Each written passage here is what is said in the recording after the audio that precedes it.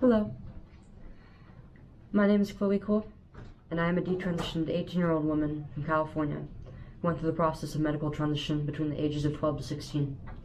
The three main interventions I was given were puberty blockers and testosterone, starting at 13, and a double mastectomy at 15. I was treated negligently by my healthcare provider, but the biggest failure they made was encouraging and allowing me to medically transition as a child in the first place. My therapist and gender specialists failed to address several underlying circumstances and comorbidities that led to the onset of my gender dysphoria. I began puberty when I was no older than 8 or 9, and so from a very young age I had a lot of discomfort around my developing body. I was afraid to go from a girl into a woman and experience things like periods, childbirth, and menopause, because I often would only hear about how scary and painful being a woman from other girls was from other girls and older women.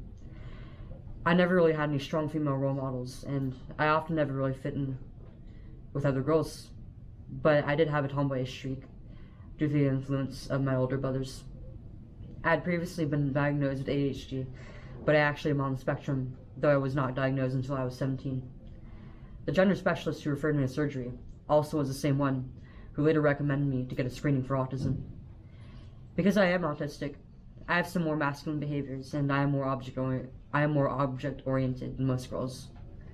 I have some social, cognitive, and sensory processing differences that made school and going through puberty a little bit more difficult. All things considered, though, these struggles were all normal, but were misrepresented as problems having to do with my gender. I have suffered a multitude of complications from the blockers, cross-sex hormones, and surgery. My quality of life is still being impacted to this day. I had my puberty blocked when I was already about 3 or 4 years in, and so I started experiencing some menopause-like symptoms, including severe hot flashes and itching all over my body. This went away after I stopped taking them, but I still have some joint pains and shooting pains up my spine. During a consultation for testosterone, I was told by my endocrinologist that I would experience vaginal atrophy. I was not informed that this atrophy actually affects the rest of the organs in the pelvic region. It caused me to experience episodes of severe uterine cramps that were rare but unpredictable and worse than any menstrual cramps I've ever experienced. I was prescribed typical topical estrogen, but my urinary tract was still affected, and I am still susceptible to dehydration and infection. The status of my fertility is unknown, but I do not have the choice of breastfeeding my future children because my breasts are gone. I was told this by my surgeon, but I did not understand the importance of breastfeeding or even being a parent because I was still a child. I am now grieving as an adult, and on top of that, the areolar skin grafts they used in my surgery began to fail 2 years afterward. I have to wear bandages over my chest every day. The doctors who helped me to transition have not given me the appropriate care for any of these complications either. You may be wondering what role my parents played in this, and whether I was forced by them to endure this.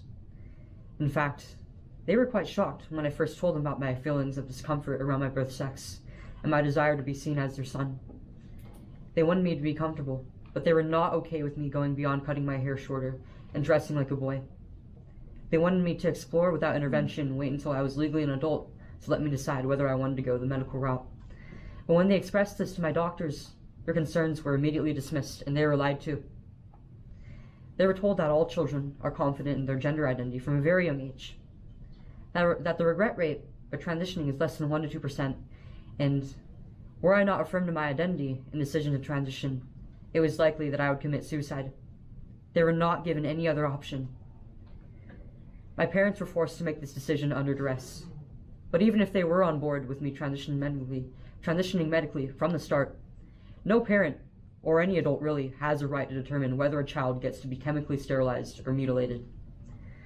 Under most circumstances, this would be called abuse, but somehow, we've managed to market procedures that take away function from the body as necessary, life-saving healthcare for children and adults alike.